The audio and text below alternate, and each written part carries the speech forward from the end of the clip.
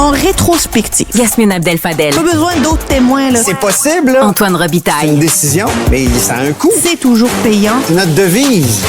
La rencontre, Abdel-Fadel, Robitaille. Bonjour à vous deux. Bonjour. Mario. Est-ce que Justin Trudeau est hyper actif? On se pose la question. Yasmine, plusieurs annonces quand même au cours des derniers jours. On vient de parler un peu plus tôt de celles sur les véhicules électriques chinois. Quand même de grosses annonces en termes d'impact économique. Là. C'est ce qu'il faisait d'ailleurs l'année passée. Hein? On se rappelle, il avait fait beaucoup d'annonces sur le logement pour relancer la rentrée parlementaire automnale. Ça finit toujours par tomber, hein, ces annonces-là qu'il fait d'habitude à la fin de l'été. Il a pour objectif de donner un axe stratégique à la relance de son gouvernement, puis ça finit par tomber flat. Là, t'sais. On a l'impression que ça va prendre plus que des annonces comme celle-ci pour que Justin Trudeau puisse reconnecter avec les électeurs. Il va falloir plus que des annonces économiques. Je pense qu'il va falloir qu'il démontre qu'il a compris, que le monde sont fâchés contre lui. Ouais.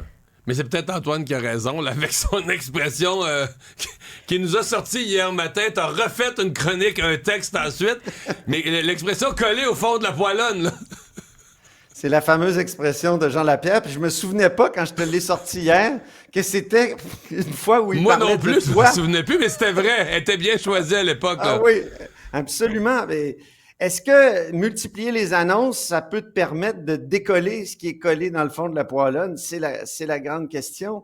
Et ce qui est fascinant, c'est que en faisant toutes ces annonces-là, il se trouve, Justin Trudeau, à contredire des principes qu'il a déjà défendus. Je pense, par exemple, à l'importance d'accueillir le monde entier et des travailleurs étrangers notamment. Là, 180 degrés complets hier. On fait finalement comme Québec. D'ailleurs, Christine Fréchette, la ministre de l'Immigration québécoise, s'est réjouie sur X. Là, elle a dit « Le fédéral suit l'exemple de notre gouvernement ». Et donc, importante volte-face de la part du gouvernement Trudeau, puis de Justin Trudeau. Quand on regarde les détails aussi de ce qui a été annoncé hier, c'est assez impressionnant.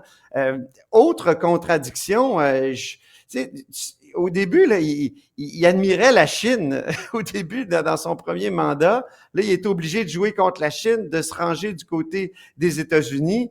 Pour ce qui est de l'habitation, il est obligé d'admettre d'une certaine façon aussi qu'il a été un peu un pompier pyromane, c'est-à-dire qu'il est un pompier pyromane. Là, il arrose un feu qui a contribué à alimenter. Puis, je tiens à vous souligner un article ce matin qui est publié dans le Globe and Mail de Christopher Wurzwick, qui est doyen du département des sciences économiques à Carleton. Lui, il écrit dans le Globe and Mail ce matin un grand texte pour dire il faut absolument que le programme des travailleurs temporaires étrangers soit complètement aboli parce qu'il faut recommencer à choisir notre immigration, des gens diplômés aussi, pas uniquement des travailleurs à bon marché. Puis on s'est trop habitué à ça. Et là, il souligne aussi que ce programme-là a contribué à la crise des soins de santé et une crise du logement. Un discours qu'on a plus vu au Québec ces dernières années, mais qu'on voit de plus en plus au Canada anglais, puis dans le Globe and Mail, vraiment. Sur l'angle économique. Mais Yasmine,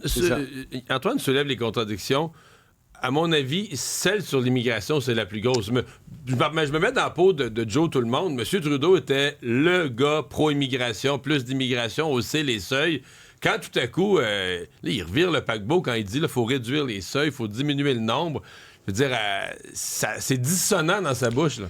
C'est pas juste un changement de position. Pour moi, c'est prendre sa doctrine sur laquelle il s'est basé depuis qu'il est élu, puis la mettre aux poubelles. Là. C'est complètement se ravaler tout rond. Le gouvernement nous a toujours dit, le Canada, là, c'est ouvert pour tout le monde. Demandeurs d'asile, travailleurs temporaires étrangers, étudiants étrangers, travailleurs permanents. Tout le monde, c'est disponible pour tout le monde. Et là, aujourd'hui, ça commence à être plus difficile. Moi, je pense que c'est électoral. Je pense que c'est électoral parce qu'au début, on se sentait au Québec, évidemment au Québec, parce qu'on a d'autres considérations, d'autres paramètres qu'on prend en ligne de compte. Il y a ce questionnement, cette préoccupation. Puis là, de plus en plus de voix dans le reste du Canada qui disent on n'est plus capable d'absorber ce flot de travailleurs temporaires étrangers d'un point de vue que de logement et de services publics, c'est incontrôlable. Et là, ils nous disent qu'ils vont faire un plafond. Mais c'est où? C'est quoi ce plafond-là? Ça va être où ce plafond-là? L'autre chose qui m'inquiète, c'est qu'au provincial, par exemple, ça aussi, on fait la même chose. On dit on va mettre un plafond sur les immigrants temporaires étrangers. Pourquoi on n'en parle pas quand on fait l'étude de la planification de l'immigration là, pluriannuelle? Pourquoi on ne parle pas du nombre de travailleurs permanents, en fait non permanents, temporaires? Ça, là, on oublie ça, on fait juste nous faire des annonces.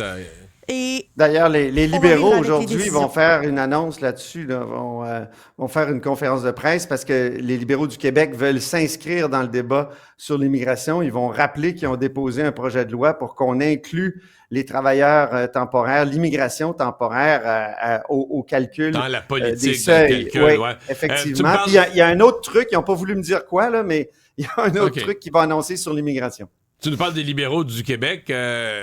Ça a été hier autour de la réunion du cabinet de M. Trudeau, un gros enjeu. Là, que va faire Pablo Rodriguez? On s'en est parlé hier matin de cette...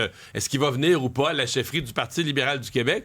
Mais Antoine, quand tu peux pas l'annoncer, tu te trouves dans une réunion stratégique de ton parti, tu es un ministre important, un lieutenant important, puis là, tu peux pas ni confirmer que tu restes, ni annoncer que tu t'en vas. Ça a fait un point de presse assez vaseux. C'était épouvantable. C'est un politicien qui nous dit, vous savez, avec moi, il n'y a pas de cassette, mais il fait exactement ça. C'est comme la toile de Magritte. Ceci n'est pas une pipe, là. Ceci n'est pas une cassette. C'était juste ça de la cassette. On comprend quand même qu'il est dans une situation extrêmement difficile. Il y a une partielle dans la salle est mort et il est l'organisateur libéral. Il veut pas tout de suite l'annoncer. Mais et puis, il a décidé de faire un point de presse. Bravo, il s'est pas caché, mais ça a donné un point de presse déplorable. Et je pense que, d'une part, on a découvert que Justin Trudeau, il n'y a plus vraiment d'autorité. En tout cas, il n'y a pas beaucoup d'autorité quand on pense à la manière dont François Legault a traité Éric Lefebvre, son whip. Dès qu'il a su qu'il voulait partir, il a dit « tu quittes le caucus ». Et c'est comme ça que ça marche. D'autre part, ce mauvais point de presse-là, ça peut peut-être lui nuire à un moment donné dans même sa quête de la chefferie libérale, parce qu'il a l'air de quelqu'un qui se décide pas. Là, et j'ai trouvé que c'était pas très élégant. La question à se poser, c'est est-ce qu'il doute de son projet de venir diriger le Parti libéral du Québec? Ben moi, je vais te dire, j'avais l'impression hier que c'était un gars qui était décidé de venir. Mais qui veut pas. Il n'y a pas le droit de le dire. Il n'y a pas le droit. Il faut qu'il attende la fin de l'élection partielle. Fait que là, il est dans un point de presse où il peut pas dire la vérité de ce qu'il y a dans sa tête. Ça, c'est pas faisable. Là. Ben, ça tient pas. Ça tient pas. Il est ministre autour de la table du Conseil des ministres alors que le gouvernement qu'il sert, le gouvernement auquel il fait partie, est en difficulté. Là, il peut pas maintenir ce doute-là. Puis il y a du monde dans le caucus libéral qui veulent sa place, là. T'sais, ils attendent qu'ils partent là, pour qu'il y ait un petit remaniement puis qu'ils puissent faire monter du sang neuf dans le Conseil des ministres qui pourrait contribuer ou pas à la relance du gouvernement Trudeau. Mais Pablo Rodriguez, plus il tarde, plus il nuit à son projet de venir au Parti libéral du Québec. Parce que les militants libéraux le regardent là, puis ils disent il n'y a pas l'air sûr à vouloir venir ici. D'autant plus qu'il y en a plusieurs qui sont fâchés contre lui parce qu'ils disent le fait qu'il laisse croire qu'il va venir au Parti libéral du Québec, a fermé à double tour l'arrivée de François-Philippe Champagne.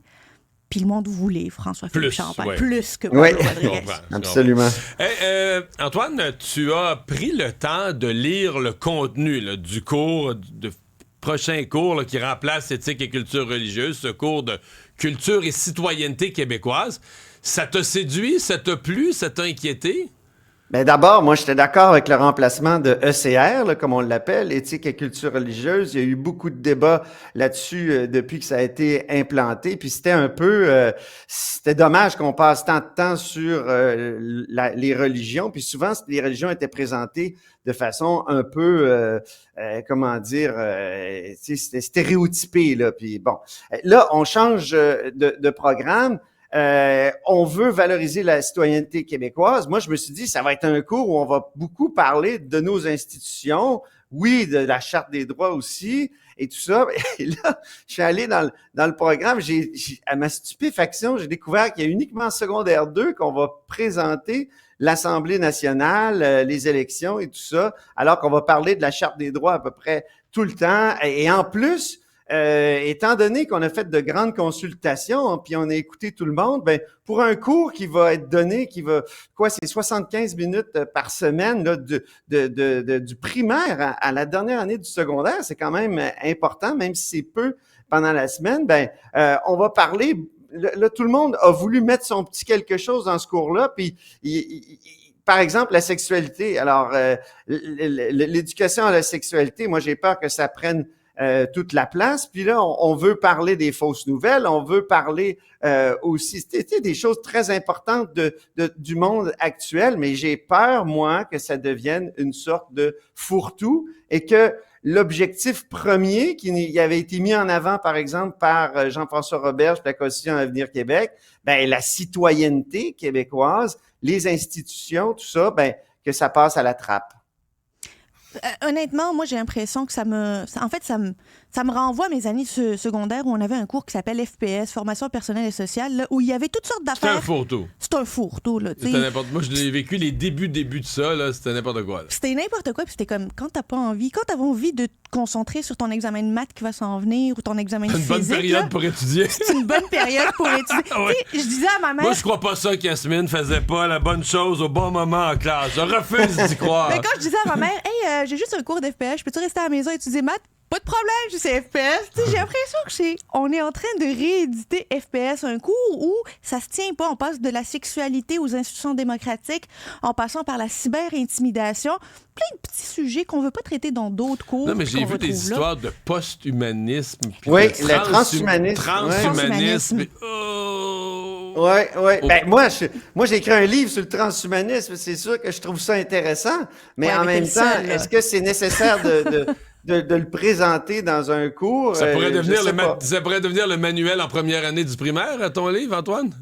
Je sais qu'il est enseigné dans les cégeps, dans le cours Conception de l'être humain. On utilise mon livre, puis bravo, j'aime beaucoup mon chèque de Copybec à chaque année. Bravo à toi. Hey, merci, salut, à demain. Bye. Salut.